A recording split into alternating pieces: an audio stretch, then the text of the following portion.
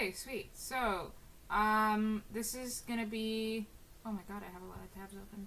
This is gonna be the for the render farm. Um, I cannot stress enough, like, from. Oh dear.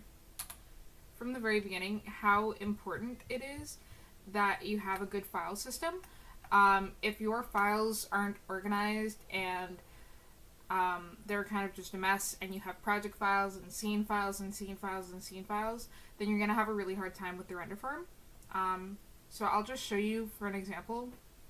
If you don't know, if you come to this section down here in your file explorer, so the computer that you're on, it should say that like you're logged in.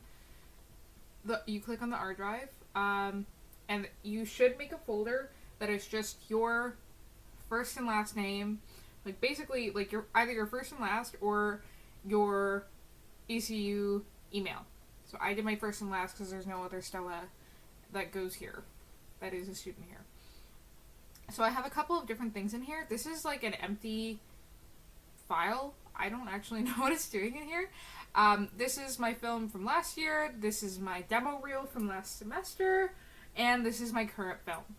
So this is just a default Maya like scene space. So all good. Right now what is going on is I have all of my scenes in here, my shots, my rigs, my sets, my props, everything goes into here. And my naming convention, because I was working on several different projects when I started this, is the title of my film and what it is. So this is the model, the character model, and the version. And I do 2 to 3 pads on it because I don't know how many versions I'm going to end up with. And I want to make sure, in case I end up on version 100, that the naming convention is going to be okay.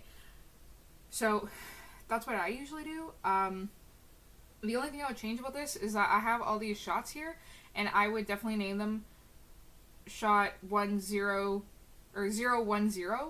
So in case that I have to add a shot between shot 1 and shot 2, I can have shot 015 or 012 or whatever, right? Just a shot in between them.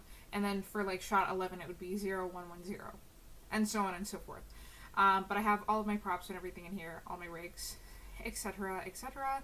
And for my character rigs, I have the model, and then I just have model rig. So I know exactly when I started to rig, in case there's a corruption. And in case I'm looking for my model, because I reference my model into my rig. So yeah, this is what my scene file looks like for that. Your source images, these are not where they're really supposed to be, but they're just image planes, so it's not that big a deal. This is what ignore these. Ignore the DL workers. They sometimes make them on the farm for no reason. You just have to go and delete them. It won't affect anything. But this is what your stuff should look like. Like, version 1, 2, 3, 4, 5. And because you have an asset named nightstand, I will also name it nightstand texture, so that if I'm looking for it in my file system or in my Hypershade or in Maya somewhere, I'll be able to find it. I cannot stress enough like how important it is that you have a good file system and that your files are organized. I cannot stress it enough. It is the most important part. And then your images file is just as important, because this is where all your renders go. Like, I have 4 separate renders for shot 9 because I have different seasons, and I didn't separate them because I was very dumb, so don't do that. So they're all in here. These are like a specific file type, and they're massive, so I keep them in their own separate zip. But your file system is the most important part. It is the most important part by far. So I can't stress enough how important it is. Okay, so next thing, I'm just gonna save this again because I am the most paranoid.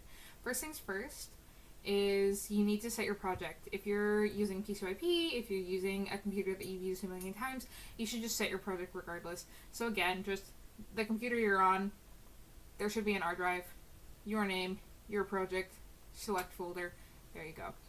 Now it's set.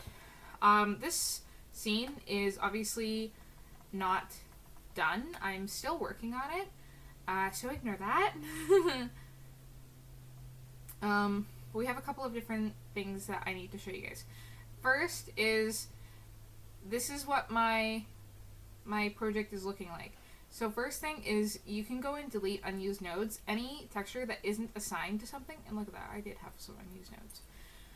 You should do this in every single one of your scene files, always. But anything that isn't assigned to a material gets deleted. If that material is hidden, it doesn't get deleted because it's still assigned to an existing material or an existing asset in your file. So don't worry about that. But you should delete them. It makes your file a lot smoother and a lot better. So this is my render. This is just a beauty render. We're going to wait and we're going to hope that it doesn't crash because I've had some issues with this file. Oh dear Lord. Of course it saves this of all things. We're going to pretend that it doesn't look like that. If you are finding that it's showing up really funky, you should go into your hypershade and find your asset. I believe it's this one. And you can open it in the graph network. I know what's making it do this. It's my subsurface scattering. So I'm just going to disconnect it so it'll look normal. Yeah, it looks better now.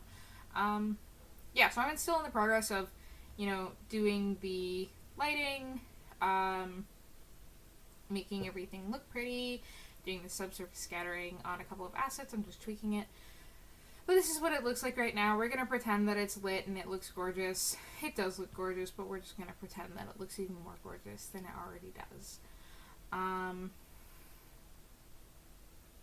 Yeah.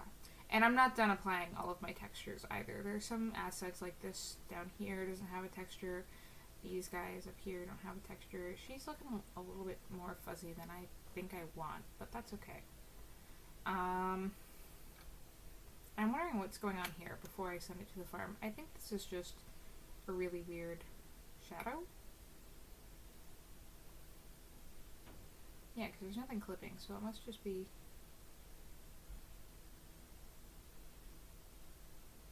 It's right and truly bizarre.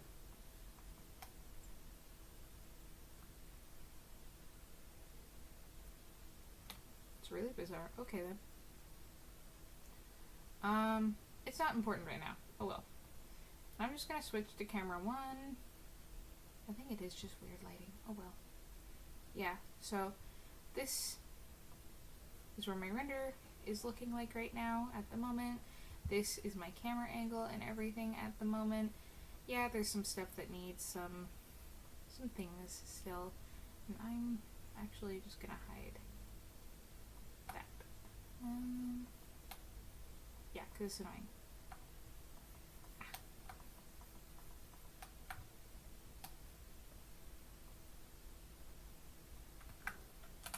Sweet. Cool. Okay, so we'll pretend that this is all done and ready to go. That we got a million lights in here. Everything looks great. So first things first, let's just double check that the AOVs are set up. Yes, they are. These are everything that you need for that. And then back in common, you want to make sure that because you're using AOVs, you're merging your AOVs. You need to merge your AOVs. You don't need AOVs selected if you're not going to use an EXR file type. If you don't know what that is, you probably don't need to know what that is. And you're probably not using it right now, so it's all good. By the way, I can't see the chat. I don't know that anyone's actually in here. Oh, gorgeous. It's not. No one is. Haha. Cool. So, I do not have a file name prefix. Right now, it will just use my scene name, which is B-Shot11, version 6. So I will name this Farm Demo version 1. Okay? Version 2, because I did this demo last week. And then in here, it's really important that you select this because we're using EXRs. It's running out one frame at a time.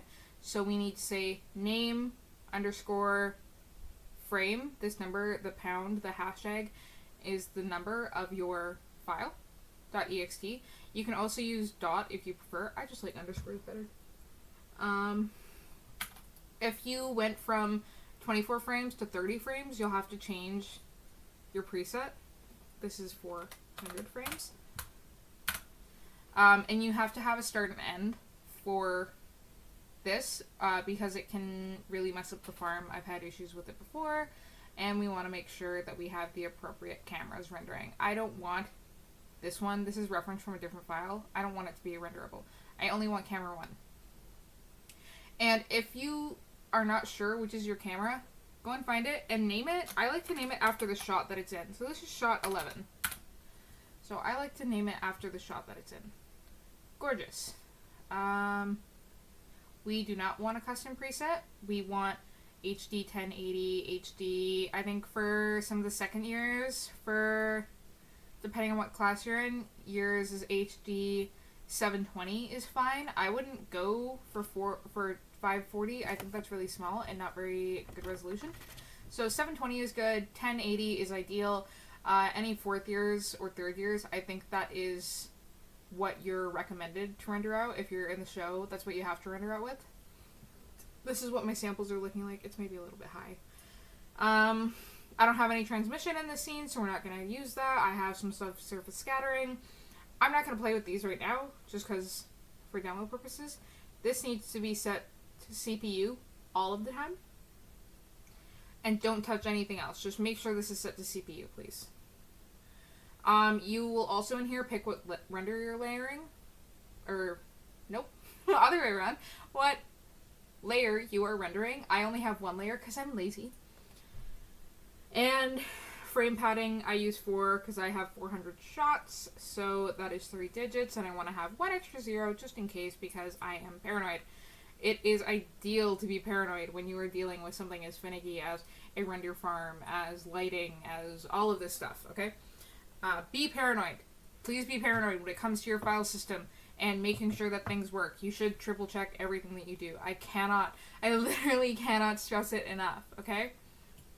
Cool. So, I want to stop selecting things if I might. Okay, gorge. Now that that's all done, this is all looking great. I'm going to come into this deadline tab up here. Should be right next to Arnold. And this is the only button in here. That's the only button you need right now. This needs to pop up and everything needs to be green on here or it will not work. Okay? Your project path, it needs to be able to find it, and it absolutely needs to find an output path, or it's just rendering and keeping it on that computer that it rendered on locally. And then you're going to have to go around to hundreds of computers trying to figure out which one it is, or you can just do it properly. Sound good? Sounds good to me. So your job name is different than what we named it in here for this prefix name. This is what it's going to show up as in the job. So please name this something that, number 1, you'll remember, and something meaningful. So I'm going to name this B Shot 11 version 1. Or no, I'm actually not. I would do that if I was going to do that if I was rendering this for my film. I'm going to name this Farm Demo version 2. Cool? Because this is the demo that I'm doing for the farm, and it's the second time I've done this demo. Recorded this demo. Next thing is you're going to do your pool. So there's a test pool. Don't select that one. There's like 2 computers on that pool and they get rotated out to any other pool. Don't select that one. Select the year that you're in. I am in 4th year, so I select year 4. Priority. Do not change this. Do not change this. I am changing this for the demo. Okay? Do not change your priority. Keep your priority where it is. It is set that way so it is the most fair for the most amount of people. Okay? Cool. Don't change your priority, okay? Next, this is your frame list. As a default, it does the first, middle, last frame. You don't have to do this, but I do recommend that you do a first, middle, last for all of your shots that you're going to render, just to make sure that everything looks good. Because wouldn't you hate to wait 4 or 5 hours for your render to be done in the farm just to realize that one of your assets isn't textured and now you have to render it again? So please do first, middle, last to save yourself time and to save everyone else time, because we're also all trying to use the farm, right? So we're not going to do that. We can do, if you uncheck it, it just does your first frame to your last frame from your render settings, from the Maya Arnold render settings. I am going to do this because I don't want to render all 400 frames when this is not worth rendering. Next, you're going to select your camera. If you have multiple cameras in here because you referenced in some other stuff and there's cameras in there, it might select one of those other ones. So make sure you select the other one. That's why I name it shot 11, because there's render cam, there's model back, there's whatever the fuck else. Like, I name it after my shot, so I will find it, because I don't reference my shots into other shots. That's what I have environments for. Next is your project path. It should say the R drive, your name, your project. Same with your output path, render drive, your name, your project, and images. You can change this here. You can change your output path here. Don't change your project path, just change your output path. So you can add a subfolder like this. So I'm just going to put it in test and select that folder. Okay? Great. So it also changes it there so that you know it's correct. Pretty much everything else you don't need to change. I recommend not changing anything else.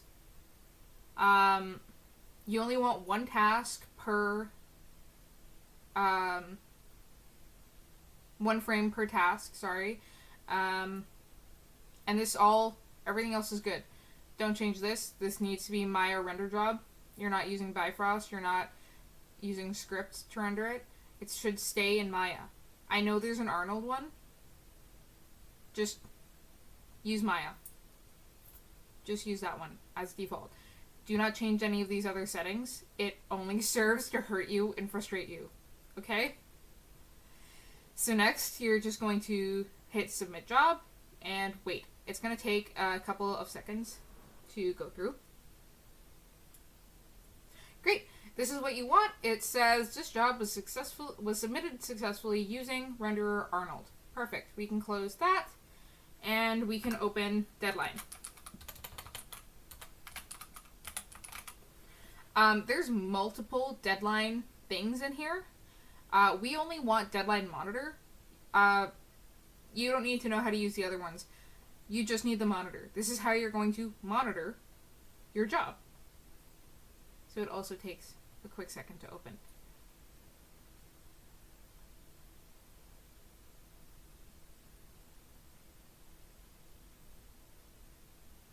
Sweet, awesome. So I'll just full screen this.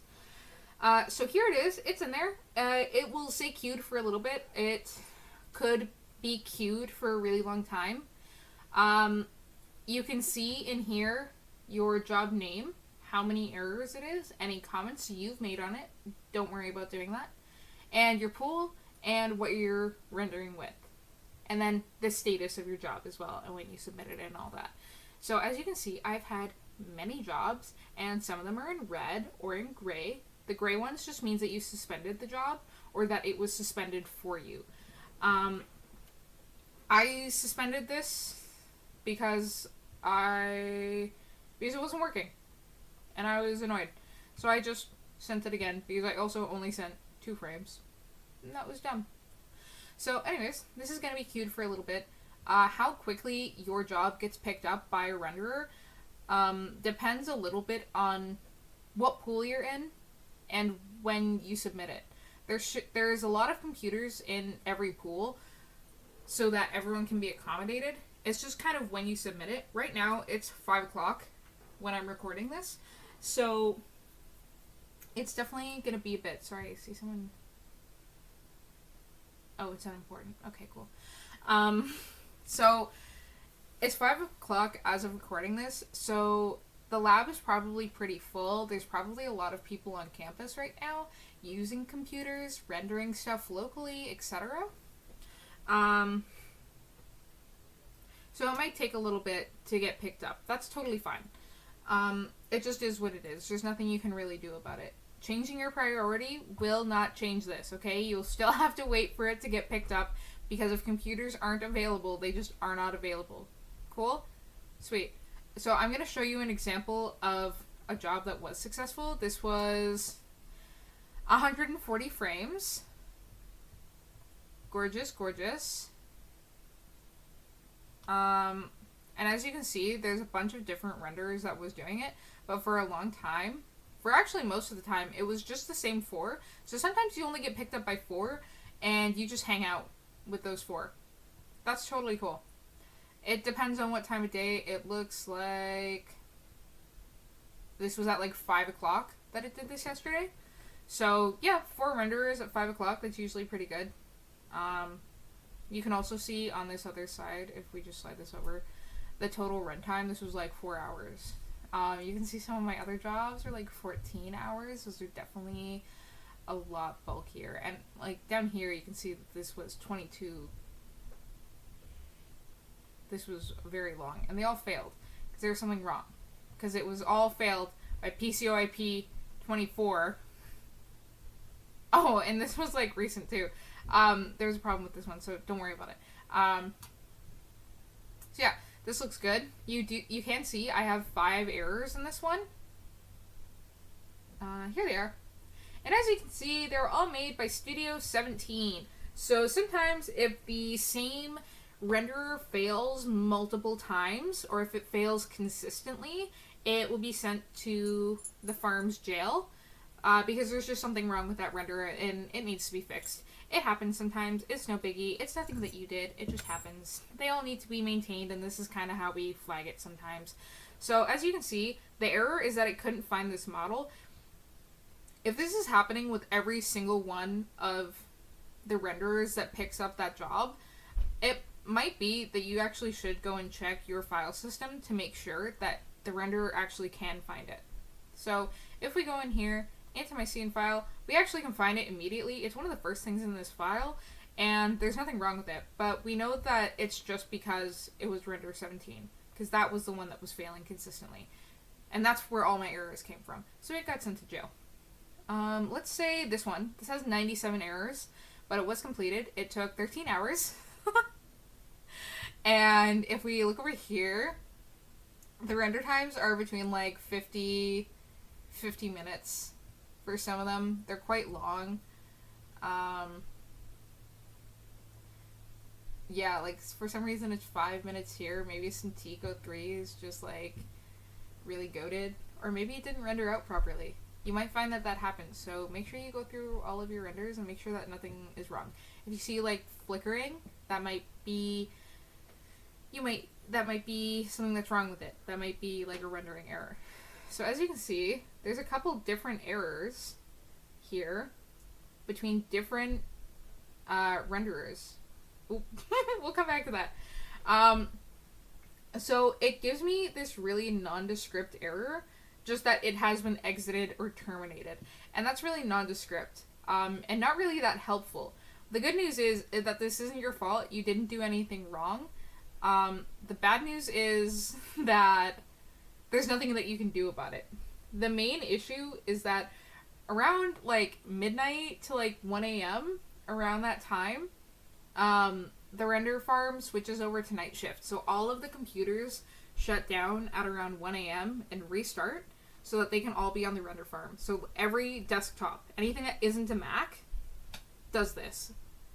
Maybe some of the Macs. I'm pretty sure none of the Macs, but that's something to ask Chris or Gil. So usually if they're failing at like around midnight, 1 o'clock, it's because they're switching over and there's nothing you can do. Another good indicator is the average CPU power that it used. 1%. It didn't even try. What? It didn't even try. And you can see all of these errors, every single one of these, on mostly different computers. So this one shows up a few times. It's saying that it can't find this model or this rig. It can. It's just around 1 a.m., so it's struggling. Same with this. But ultimately it finished. And, you know, you just gotta be patient. When it requeues, it just means that someone, like, turned that computer on. That is one thing. If you submit it, like, in the morning, like, at, like, 7 a.m., and you think you're really slick, and it's all gonna get to animate, and it's gonna get to render, and you're gonna be good. If you might be, it might be all fine and chill. But But if someone, say like, for example, you're in the lab and Cintiq 12 is rendering something, if I were to go and log into Cintiq 12, I would never know that it was rendering something. For one, I wouldn't know that it was a part of the farm at that moment and rendering something. But it would just say, like, give you an error, or it would say requeued. So don't worry about it. If someone logs into a computer, that might be a reason that it gives you kind of a nondescript failure. Like these ones, where was it? Like these ones, this is like the nondescript error that it would give you. Oh, sorry, not that one. I don't know if I'll be able to find it now. I just saw like a million of them though.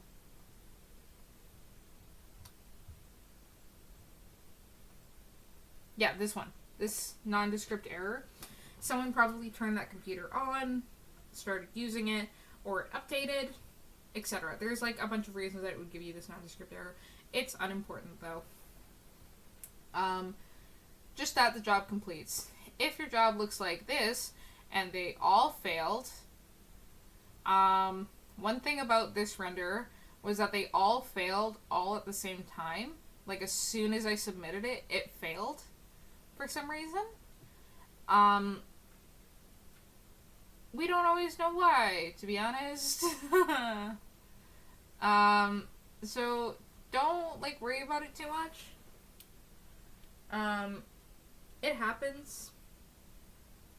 Just try and resubmit it and figure out what's wrong. And if the issue is consistent and it's not because you haven't set your project, it's not because you're not working from the R drive, send myself, or better yet, send Chris an email. Tell him your job name, so it can be found right in here. Tell him your job name, and he can look up that job name and see what might be wrong with it from the tech's end, and that might give you a little bit more information about what you might be doing wrong, or if there's something wrong with the farm, or if it's just because you were submitting it from like a weird PC or something. Just don't stress too much.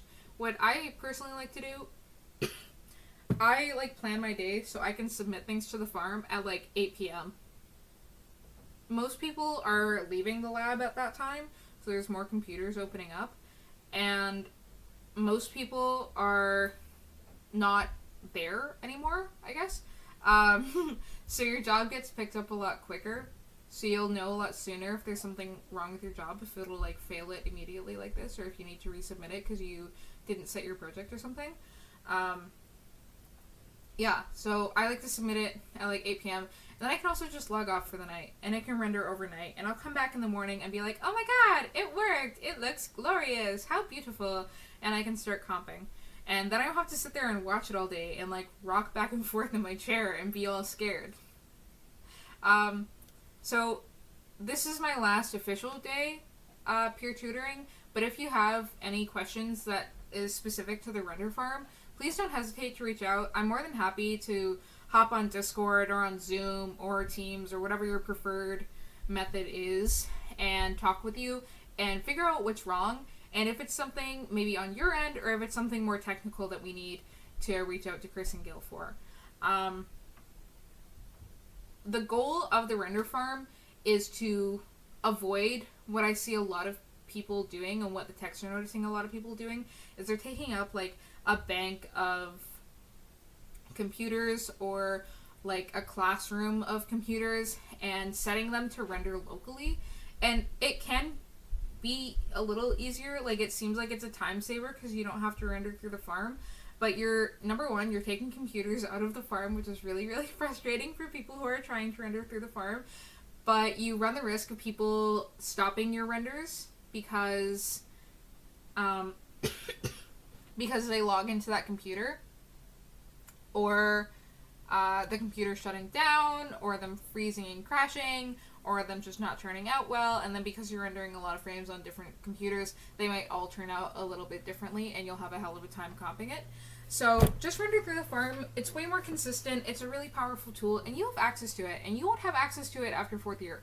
So I cannot stress enough how important it is for you to learn this tool. It is like the most useful thing that this school has. Of everything they have, you should be taking advantage of the farm.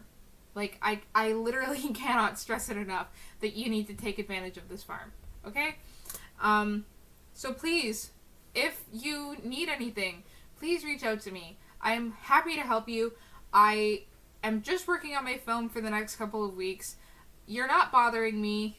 If you need something, I would so much rather you come and ask me what's wrong with your file or what's wrong with the farm and why won't it submit properly than you going to campus and setting up like your own personal farm and having to go through that frustration, because you're also not supposed to do that. We have the farm specifically to avoid people taking up classrooms of computers and using them as their own personal render farm. And people do go around and shut them off because you're not supposed to do that. So I cannot stress enough. Please use the farm. Please come and ask for help. I'm here to help you. I'm hired to help you. So please come and use it and ask for help. Yeah, I'm gonna post this in the Discord, and I think Nicole is gonna put it up on her Moodle maybe. But I'll try and distribute this as much as I can. So, brilliant. Awesome. Thank you guys. Bye-bye.